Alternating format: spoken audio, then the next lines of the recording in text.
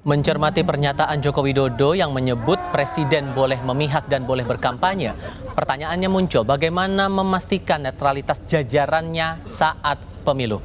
Kami diskusikan bersama dengan para narasumber. Bergabung saat ini juru bicara TPN Ganjar Mahfud Deddy Sitorus, lalu juga ada tim hukum dan advokasi TKN Prabowo Gibran Fahri Bahmid, dan Guru Besar Institut Pemerintahan Dalam Negeri Johermansyah Johan. Selamat sore semuanya, apa kabar? Ya, sore. Terima kasih sudah mau bergabung bersama kami.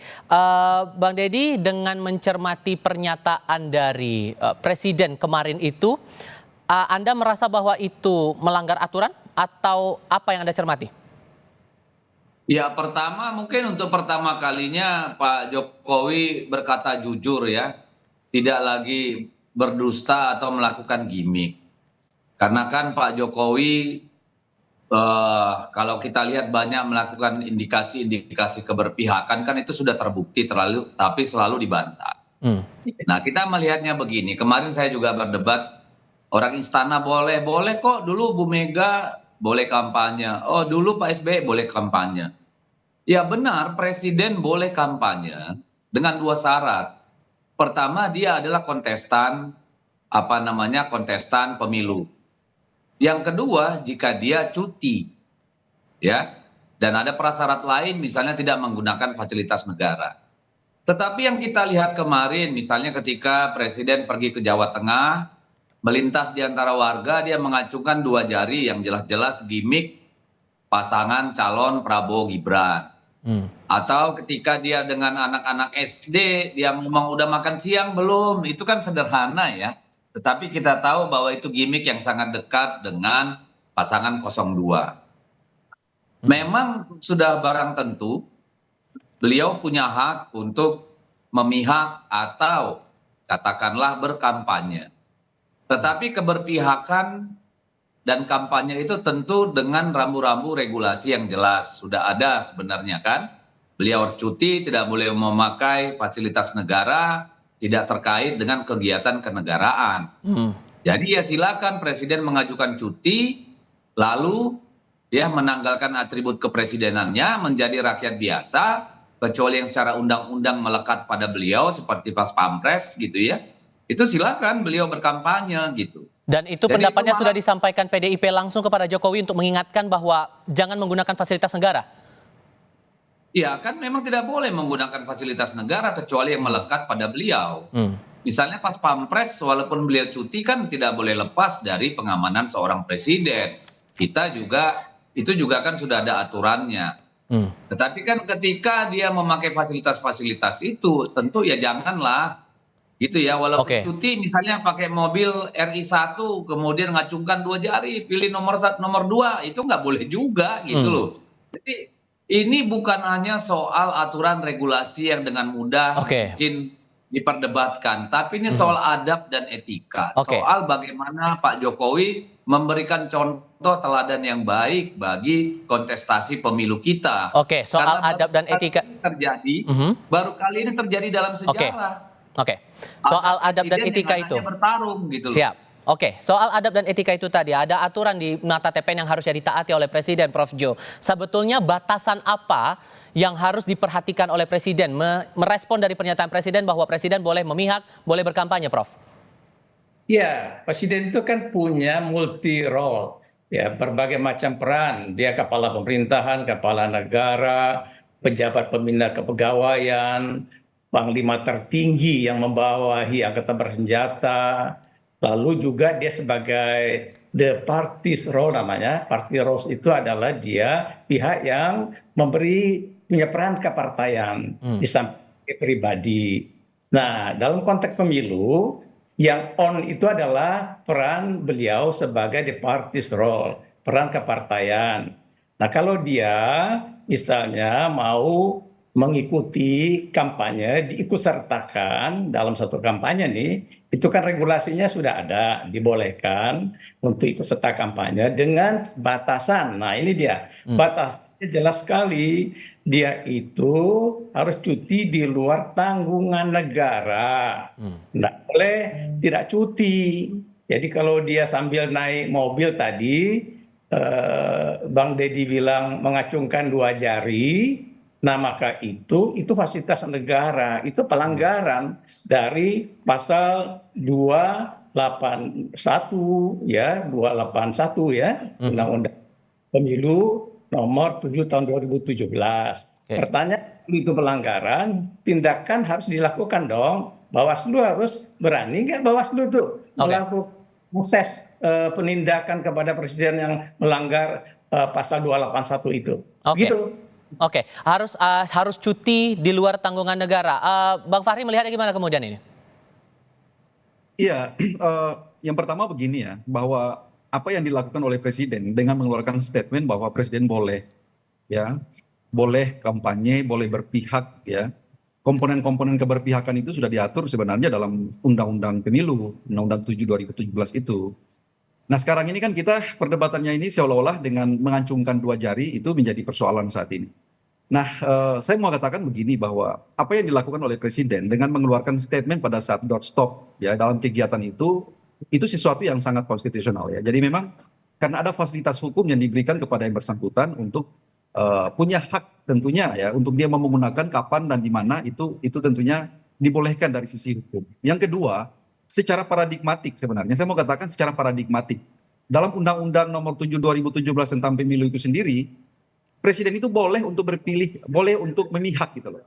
Jadi kepemihakannya itu dibolehkan, itu sesuatu yang tidak haram sebenarnya. Hal yang boleh saja. Tentunya dengan batasan-batasan yang seperti yang sudah kita ketahui bersama bahwa memang ada kaidah-kaidah dalam kebolehannya itu seperti apa. Kami semua tahu bahwa ya tidak boleh misalnya menyalahgunakan fasilitas negara, tidak boleh juga menciptakan abuse of power dan segala macam.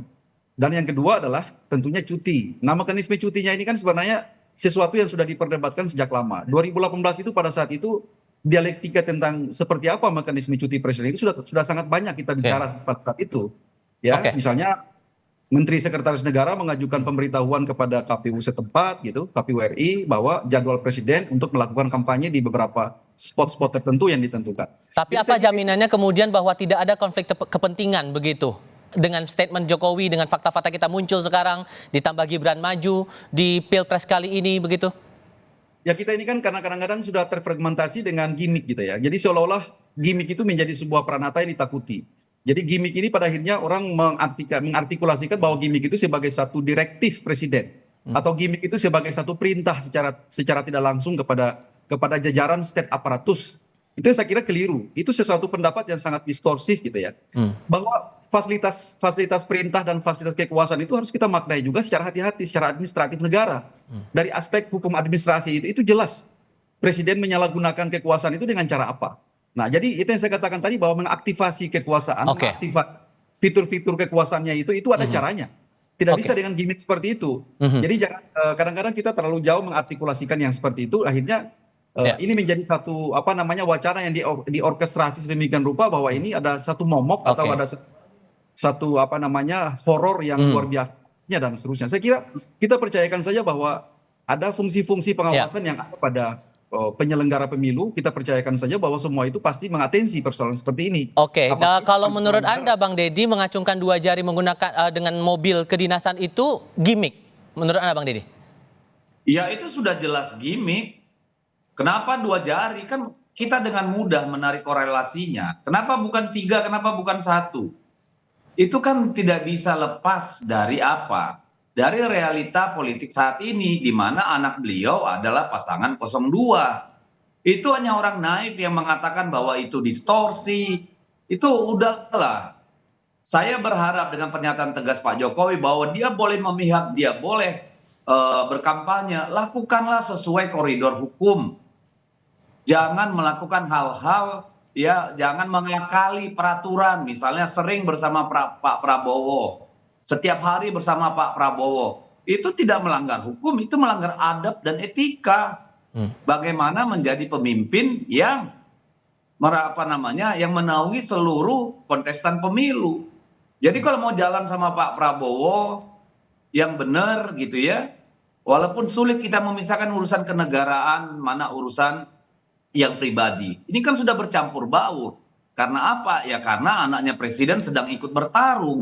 Kalau Pak Presiden punya keinginan untuk memastikan pemilu ini jujur, pemilu ini luber, ya dia harus menghindari hal-hal seperti itu. Kita kan bukan manusia naif, dilarang berpikir bahwa oh itu bukan bentuk dukungan. Loh ini aparat di bawah melihat dan membaca itu sebagai sesuatu message yang tegas gitu loh. Jadi mari kita ajak Pak Jokowi ini berpikir sebagai seorang negarawan lah, bukan sekadar sebagai orang tua. Gitu sudah menyatakan diri bahwa presiden boleh memihak, kemudian Gibran sebagai anak sulungnya Jokowi ikut jadi peserta pemilu. Berarti ditambah dengan acungkan 2 jari itu tadi, Bang Fahri, berarti 02 diuntungkan sekali dengan keadaan seperti ini ya? Tidak juga, 02 sampai dengan saat ini juga tidak pernah baper dengan soal seperti itu. Yang baper ini kan yang lain-lain saja gitu ya. Teman-teman yang lain saja barangkali yang mungkin sangat sensitif dengan soal-soal seperti itu.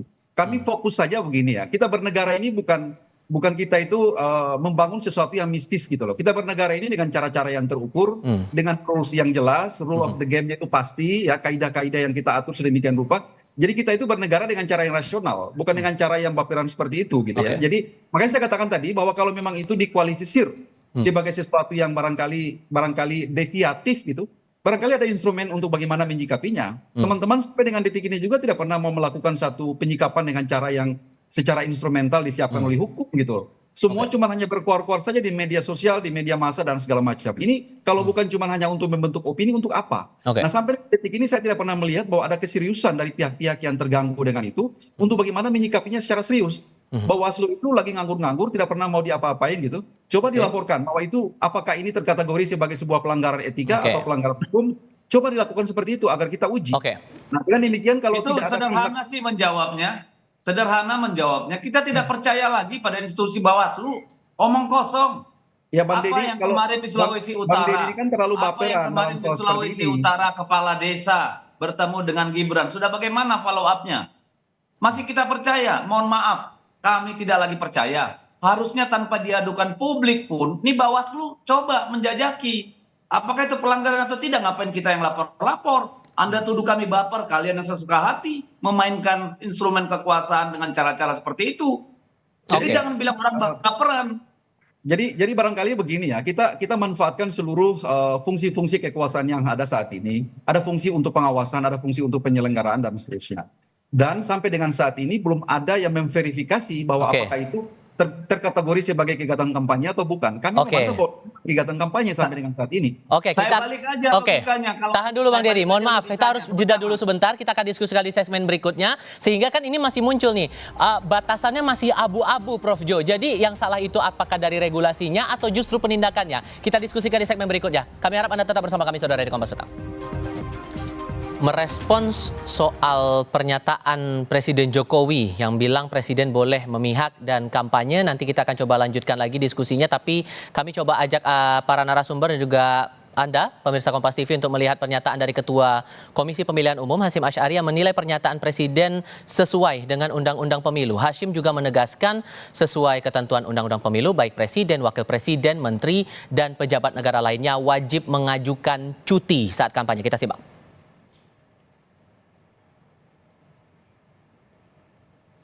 Kalau menyatakan ini ketentuan di undang-undang kan memang ada masalah menyampaikan ketentuan di undang-undang. Tapi secara etik ke publik bagaimana Pak? Ini kalau soal undang-undang kita bicara etik juga nih. Loh, kalau untuk bias apa enggak, silahkan cek pasal yang di undang-undang seperti apa. Dia akan menyampaikan pasal di undang-undang kan nggak masalah. Menyampaikan pasal atau ketentuan di undang-undang, menyampaikan saja toh. Nah soal nanti bagaimana lapangan faktanya, memihak atau enggak, menggunakan fasilitas negara atau tidak, itu kan ada lembaga yang mengawasi kegiatan-kegiatan kampanye itu. Mencermati perbedaan pendapat di ujung segmen sebelumnya, Prof Jo, ditambah dengan pernyataan KPU ini, jadi mengulang pertanyaan saya sebelumnya. Jadi yang salah itu atau yang kelirunya itu regulasinya atau penerapannya? Enggak, ini desain regulasinya memang kurang baik ya. Jadi Undang-Undang 7 2017 itu kalah maju dengan Undang-Undang Pilkada nomor 10 2016. Bahkan di Undang-Undang Pilkada itu kalau ada kepala daerah yang maju atau kerabat, maka si kepala daerahnya itu dia cutinya selama masa kampanye. Jadi artinya Waktu itu diterapkan di DKI Jakarta zaman Gubernur Ahok maju, 4 bulan atau 3 bulan itu Gubernur Ahok itu off dari power, Dagri menurunkan PJS sehingga dia fokus kepada kampanye. Dia tidak main-main lagi dengan fasilitas negara, pengerahan ASN, kemudian politisasi bansos, ya. Nah, jadi itulah yang nggak diadopsi sayangnya oleh Undang-Undang Nomor 7 2017. Saya kira perlu diperbaiki ke depan di samping Undang-Undang Kepresidenan kali ya, Bang Deddy ya. Saya kira juga harus kita di Indonesia ini karena kalau ada presiden yang aneh-aneh gitu ya kan, itu akan repot bangsa dan negara ini. Oke. Bung Deddy, dengan mencermati pernyataan Presiden ini muncul juga diskusi di muka publik masalah program bansos. Program bansos ini kan juga masih gencar dilakukan oleh pemerintah saat ini dengan pernyataan Jokowi bahwa Presiden boleh memihak. Ada kekhawatiran tersendiri tidak soal ini? Ya kalau khawatir, kita nggak khawatir ya. Tapi kan itu nggak etis gitu ya kalau menurut kita ya. Kenapa tidak etis ya? Tapi sebelum saya jawab itu tadi saya mau kembali ke Bung Fahri. Kalau merasa dirugikan dengan tudingan bahwa Presiden itu melakukan katakanlah hal tidak etis dengan mengacungkan 2 jari, dan sebagainya. Coba klarifikasi aja ke Bawaslu. Karena kalau kami udah bosan nih ngadu ke Bawaslu. Tidak ada follow up yang baik. Nah, politisasi bansos. Sekarang saya tanya, apakah tidak ada lembaga negara atau institusi yang ditunjuk oleh negara untuk melakukan kegiatan itu? Ada. Rapat kabinet memutuskan Badan Pangan Nasional untuk menyalurkan yang namanya sembako. Kementerian Sosial untuk menyalurkan BLT. Ada Kementerian Pendidikan untuk menyalurkan PIP. Sekarang pertanyaan saya, apakah memang sebegitu pentingnya harus presiden yang turun? Bukan berarti saya bilang presiden nggak usah turun, nggak usah ketemu rakyat. Tidak, tapi ada komplikasi. Kami mau juga ke martabat dan wibawa presiden itu dijaga dong. Karena apa? Karena baru kali ini kita menghadapi presiden yang tidak bisa lagi mencalonkan diri, tapi anaknya mencalonkan diri. Dikhawatirkan ada konflik kepentingan di situ menurut Anda, Bang? Ada konflik kepentingan, ada potensi abuse of power di situ, ada dampaknya. Walaupun kita bisa bilang itu intangible gitu, tapi kan itu tidak fair gitu loh. Jadi ini kami hanya ingin ya sudah presiden kalau memang mau dukung Gibran, ya sudah cuti saja. Kan nggak ada susahnya. Undang-undang memperbolehkan kok, monggo, nggak ada masalah gitu loh. Ada kekhawatiran konflik kepentingan Bang Fahri, ditambah ada beberapa pengamat juga yang bilang di momen seperti pemilu sekarang ini lebih baik dihentikan saja dulu bansosnya. Gimana tuh Bang? Ya, saya jujur saja bahwa terkadang kurang terlalu tidak terlalu mau merespons ya soal-soal yang berkaitan dengan rasa seperti itu gitu ya. Kita kembali saja bahwa memang kita ini bernegara seperti yang saya katakan tadi, bahwa kita bernegara ini kan berpijak kepada kaidah-kaidah konstitusional, berpijak pada kaidah-kaidah hukum yang berlaku. Bahwa yang pertama poinnya adalah presiden dibolehkan untuk berkampanye. Yang kedua, presiden wajib untuk cuti ya atau menanggalkan fasilitas jabatan dan seterusnya. Itu aja poinnya. Yang pertama. Yang kedua, saya ingin komentari yang disampaikan oleh Prof tadi bahwa itu beda sebenarnya ya antara rezim Undang-Undang 10 2016 tentang pilkada dengan rezim Undang-Undang 7 2017. Bahwa kalau misalkan ada yang berpendapat bahwa Undang-Undang 7 2017 itu kehilangan kebaruan, ya tidak update, misalkan up to date dengan perkembangan saat ini, saya mau ingin katakan bahwa Mahkamah Konstitusi pernah melakukan pengujian, ya, melakukan judicial review. Ada tafsir konstitusional yang dibuat oleh MK melalui putusan nomor 10 tahun 2019, yang mana presiden itu dibolehkan untuk melakukan kampanye dan seterusnya, asalkan memperhatikan keberlangsungan urusan teknis pemerintahan, baik pusat maupun daerah. Jadi sepanjang kaidah itu kalau dipenuhi, saya kira ya kita konsisten saja untuk melaksanakan seperti itu. Makanya saya katakan tadi bahwa presiden itu cuma hanya melaksanakan fasilitas hukum yang diberikan oleh konstitusi, oleh undang-undang gitu loh. Haknya, ya namanya haknya itu ya tidak boleh dikurangi. Haknya itu bahwa seluruh perangkat regulasi, seluruh ekosistem maupun atmosfer dalam pelaksanaan penyelenggaraan pemilu harus memastikan bahwa presiden dapat menggunakan haknya asalkan dengan cara-cara dan kaidah-kaidah yang telah diatur. Ada rules yang perlu dipedomani, yaitu peraturan pemerintah 32 2018 bahwa presiden itu harus cuti, diajukan oleh Mensesnek dan segala macam, diberitahukan kepada KPU selama 7 hari. Itu saya kira untuk masalah itu. Jadi saya tidak mau mengomentari soal-soal yang berkaitan dengan rasa gitu ya. Kalau kita mendebatkan persoalan rasa ini, itu persoalan filsafat. Persoalan filsafat itu idealnya harus dibahas pada saat Undang-Undang 7 itu diundangkan pada saat itu. Politik hukumnya seperti apa pada saat pasal itu dimunculkan. Harusnya seperti itu idealnya. Begitu. Iya, Ada tanggapan, sebagai Bang Deddy, silakan. manusia gimana ya kita meninggalkan soal rasa ya? Ini kan aneh juga sih kalau menurut saya. Tapi tanggapan saya ke Prof. Joherman saya, mungkin tidak hanya soal bagaimana tata cara presiden berkampanye, baik pada saat menjabat maupun sudah tidak menjabat. Kita juga perlu aturan, ya. Mungkin seperti lembaga lain, misalnya KPU, bisa jadi anggota KPU kalau sudah 2 tahun tidak menjadi anggota partai. Oke. Mungkin untuk presiden, karena ini pemimpin puncak, primus inter pares, saya kira nanti tugas kita di DPR itu adalah juga menjamin bahwa keluarga inti dari presiden itu tidak boleh mencalonkan setidaknya Oke. 2 kali masa jabatan setelah Oke. yang bersangkutan menjadi presiden. Oke, karena ini baru pertama kali juga rasanya untuk ada kejadian seperti ini, Prof. Jo. Itu perlu juga dilakukan? Oh iya, saya kira memang saya untuk perbaikan ke depan ya. Kalau untuk sekarang kan ini nggak mungkin lagi kita ada perubahan kebijakan.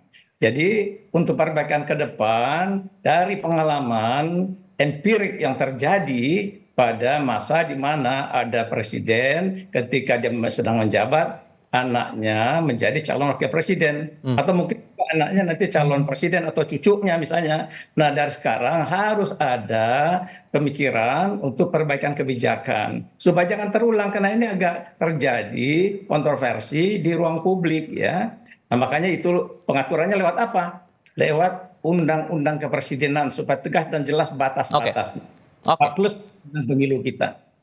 Oke. Terima kasih banyak untuk perspektifnya Prof. Joherman Johan, Bang Deddy Sitorus, dan Pak Fahri. Terima kasih sudah berdiskusi bersama kami. Selamat sore semuanya. Selamat sore,